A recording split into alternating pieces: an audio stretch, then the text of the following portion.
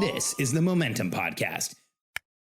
Belief in your business is one of the most stabilizing things you can create for yourself in your business. Like if you have an undying belief in your company, undying belief in what's going on and what you're going to be able to accomplish, it just changes things. And I'm not saying like, I think we've got this, or I'm really positive about this, I'm really optimistic. No, how do you create belief in your business, in your abilities, in your team's ability to execute, in what you're planning on doing? I'm Alex Charfen, and this is the Momentum Podcast, made for empire builders, game changers, trailblazers, shot takers, record breakers, world makers, and creators of all kinds. Those among us who can't turn it off and don't know why anyone would want to. We challenge complacency, destroy apathy, and we are obsessed with creating momentum so we can roll over bureaucracy and make our greatest contribution. Sure, we pay attention to their rules, but only so that we can bend them, break them, then rewrite them around our own will. We don't accept our destiny, we define it. We don't understand defeat because you only lose if you stop, and we don't know how. While the rest of the world strives for average and clings desperately to the status quo, we are the minority, the few, who are willing to hallucinate there could be a better future. And instead of just daydreaming of what could be, we endure the vulnerability and exposure it takes to make it real. We are the evolutionary hunters, clearly the most important people in the world, because entrepreneurs are the only source of consistent, positive human evolution, and we always will be. I want to start with a story. I actually took some notes over here. I have not talked to this entrepreneur, so I'm not going to use her name, but I've worked one-on-one with hundreds of entrepreneurs. And one of the things that I help entrepreneurs do is get really clear on where they're going in their business so that they have that over-the-top, undying belief in what's going to happen, where they're going. And I think it's probably about 3 or 4 years ago, I was working with an entrepreneur one-on-one, and some of this story might actually feel familiar to you. So she was growing a business. It was an information products company, and she had grown the business as far as she could through force of personality, as far as she could through like showing up every day and making things happen and telling everybody what to do and checking that it got done and telling them what to do again and checking that it got done again. And that's what I call running a business by force of personality. It's when you are the process through which everyone on your team gets stuff done. And if you've been doing this, there's really nothing wrong with that. That's okay. Some of the best businesses in the world were started through force of personality, through an entrepreneur showing up, strapping the business on every day and making things happen. That is how a lot of us got started. My first couple of businesses, that's absolutely what I did until I figured out a better way.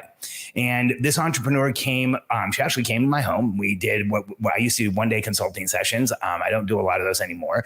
And we were doing a one-day on her business. And she'd grown the business to just over $1 million. So her personality and the information products type of business, she was at $1 million and she felt like she had hit a ceiling and she was overwhelmed. You know, it's funny. My friend Russell Brunson calls hitting $1 million the 2 comma club. And everybody celebrates. Oh, you hit the 2 comma club. It's so amazing.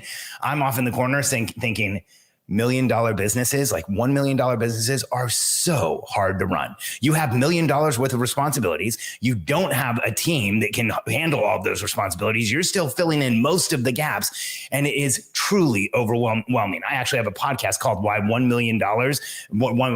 Million Businesses Feel Broken.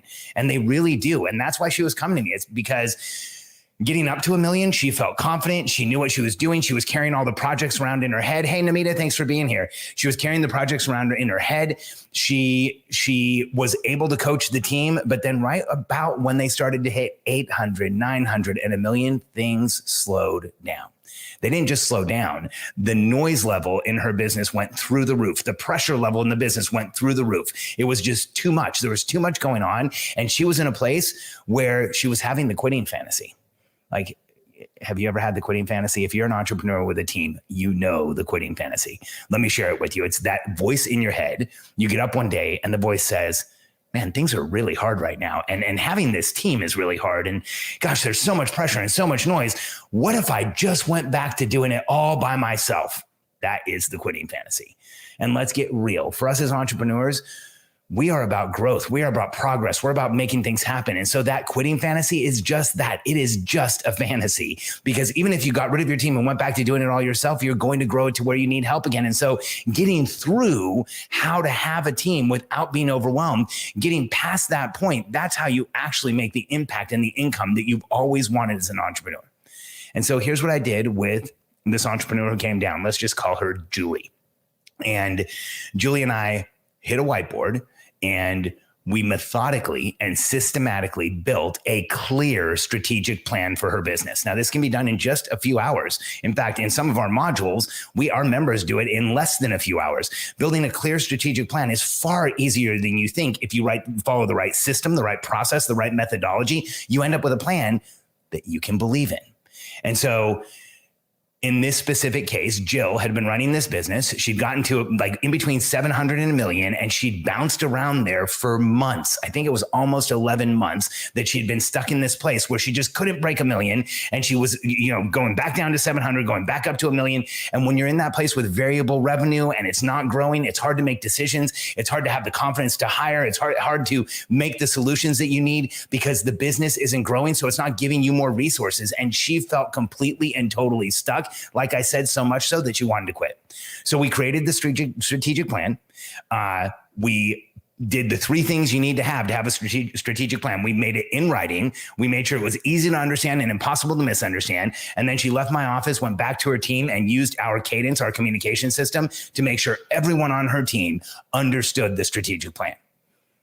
That act of creating massive belief in the business, that act of creating this clear strategic plan to get over the quitting fantasy, to get past the place of running the business by force of personality, to start building the business infrastructure, changed everything. Within about 6 months, she was at 2 million. So 11 months of bouncing around between 700 and a million, and 6 months later, you're at 2 million, and she continued to grow. Why? Because she created massive clarity in her business, and clarity creates belief.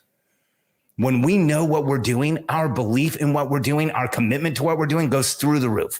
And so I want you to understand, I want to share with you why it is so crucially important that you have a strategic plan in your business.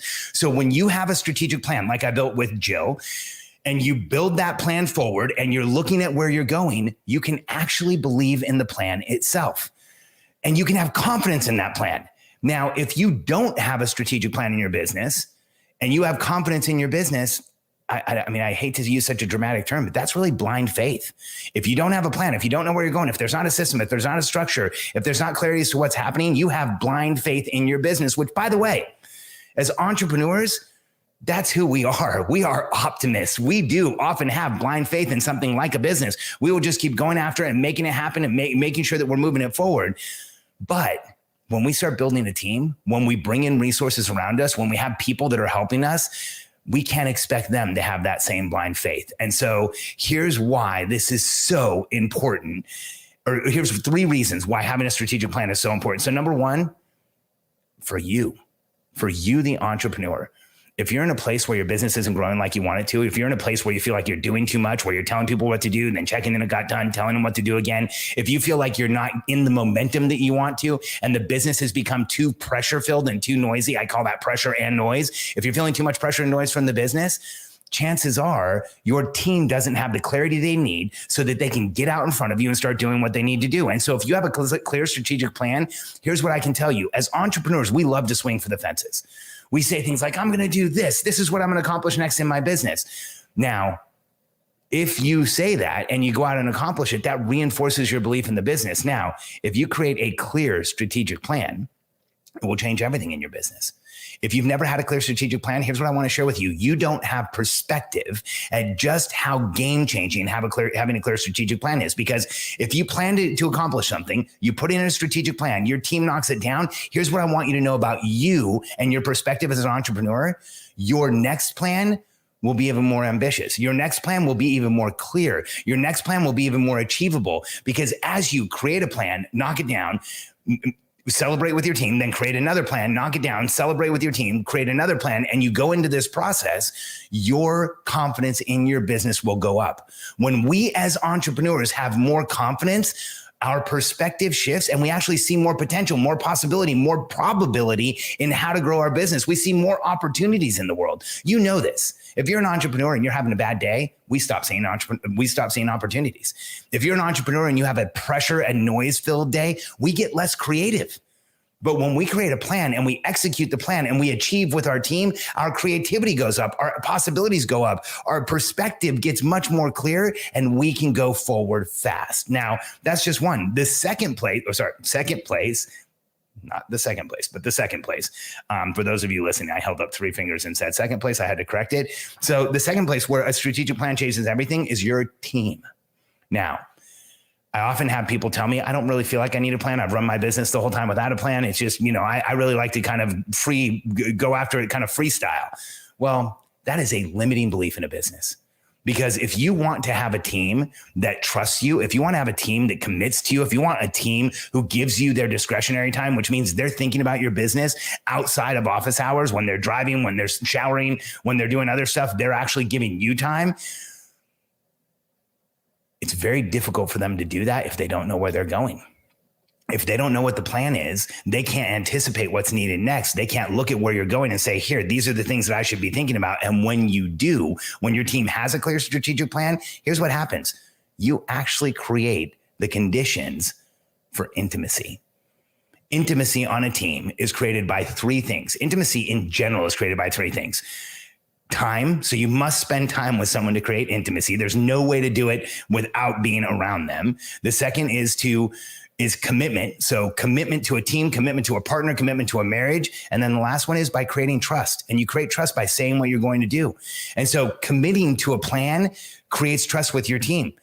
Making sure you execute that plan increases that trust, and spending the time with them to create the plan and execute those 3 conditions of time, commitment, and trust create intimacy on a team. And intimacy is an entrepreneurial superpower. We have intimacy on our team right now. In my leadership team, we know each other exceptionally well. When one of us says, this is what's going on for me today, the others know exactly how to react and what's going to happen with that person.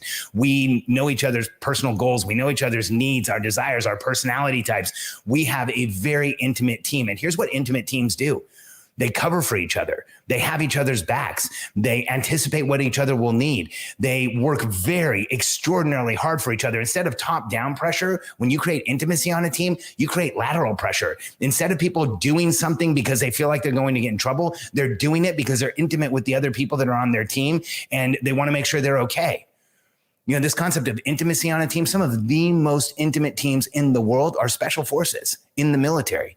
Intimacy might sound like kind of a soft, like not like a true entrepreneurial skill, but look at special forces. When you look at a Navy SEAL team, there is intimacy. They know each other. They know each other's strengths. They know each other's weaknesses. They know how each other is going to react. And so they can go into a field of battle and protect each other and have each other's backs. You want that same condition on your team. And in order to have that condition, you have to first spend time with your team in a way that's predictable, that they understand, create commitment with your team, and show up committed to your team, and then create trust, and you'll create that intimacy. Having a strategic plan is the foundation for that intimacy. And now the third place that this is going to be game changing for you is in reinforcing your success and your team's confidence in your success, because it's predictable. Here's something that I want you to know. I've worked with hundreds of entrepreneurial teams. I'm the consultant who stays in the room once the entrepreneur's left. So I've talked to teams in every type of situation. And as an entrepreneur, if you make a big prediction in your company, like we're going to sell $100,000 this month or whatever your prediction is, and there's no plan, and then you sell $100,000, here's the difference with how you look at that and how your team looks at that. You look at it and say, check it out. I said we were going to sell $100,000. We sold $100,000. It all came together. Now we can do more. Now, your team, whether they tell you or not, either consciously or less than consciously, subconsciously, they are looking at it and saying, I don't know how we really pulled it off. We didn't really have a plan. The only thing we predicted was the revenue number. We didn't predict everything else we were going to do. And now he's saying we're going to do it again, or she's saying we're going to do it again. How do we possibly create this lightning strike twice? So your team's confidence does not go up when you accomplish things that were not done predictably, where there wasn't a plan, where it wasn't clear what was going on, especially if Hitting that $100,000 goal created last minute heroics where people were staying late or coming in early, or people had to do time on weekends, or people had to jump in and fix things that they normally wouldn't have to have fixed. That actually reduces your team's confidence. They all say, man, we had to kill ourselves for $100,000. Now this person wants to do more. The CEO saying we have to do more. The entrepreneur saying we have to do more. How do we possibly do that? I worked as hard as I possibly could on the last project. They are not excited about the next project because it wasn't done in a way that it was clear and predicted and predictable. So this is how you change this in your company. You create a clear strategic plan and distribute it to your team. As entrepreneurs, sometimes we have a hard time with planning. I think when we plan in the planning moment, we are admitting we don't really know what's going on until we've created that strategic plan. And we would rather walk around with this false sense of security. Let's get real. If you don't have a strategic plan, everything for your business is rattling around in your mind. And there's no organization, there's no prioritization, there's no what we should do next. You're just hoping that you continue to get lucky moving forward with blind faith because there really isn't a clear plan, and you're hoping you can hold it all and keep it all together. Now, as an entrepreneur, if you want to get to a place where you're growing a business and you don't feel like you're doing it all yourself, if you want to get to a place where you are making a massive impact in the world and you have a team that is helping you make that impact, they are the ones that are out there creating the massive ripple effect that you have. If you're, as an entrepreneur, you truly want to leave your dent in the universe, then things should become predictable. And as you create a strategic plan and you knock it down, the predictability in your business goes through the roof. And if we go back to the story that I shared at the beginning, when Jill came to me, she was frustrated. She was upset. She was confused. She felt like she was failing. She was going to masterminds where people talked about having $10 million businesses, but they didn't really talk about how they got there. And she felt like she was doing something wrong herself. Before she came to me, she was in therapy, which I recommend, but she was trying to fix herself. She was in therapy and personal improvement classes and self-improvement and reading books on how to become a better leader. But the reality is what she really needed was a predictable process through which to make a plan with her team, communicate it to them, go out and execute like crazy, and then do it over and over again. If you're in a situation as an entrepreneur right now where your business isn't growing like you want it to, you feel like you're probably still doing too much, you feel like you're not getting the help you need, you wish the people around you would step up and help you, this is the way to do it. Create a strategic plan. Make sure you have that strategic plan, and it's easy to understand, impossible to misunderstand. Everyone in your company understands that strategic plan, so they know exactly what you're doing. They know where you're going with it, and that plan will create the predictability in your business that creates the commitment, the trust, and the time with your team that creates intimacy. You'll create lateral pressure, and running your business will shift for you tremendously. You will go from trying to manage everything to leading a game-changing team, from being overwhelmed with the day-to-day to overseeing the day-to-day and coaching your team when they need help, and from trying to do it all yourself to finally having the help, the protection and support you need so that you can grow your business. As entrepreneurs, I think we need help and we need protection and support. We all have strengths that need to be protected, and we need support everywhere else. And in order to get that, when you have a clear strategic plan, your team will know exactly what to do. I'm doing a presentation on this subject, on having a clear strategic plan, called How to Grow and Scale Your Business and Make a Massive Impact Without Having to Do It All Yourself. And I'm going to go into detail as to exactly how you do this, a lot more than I did today. Go to charfen.com/standby and go to charfen.com/standby.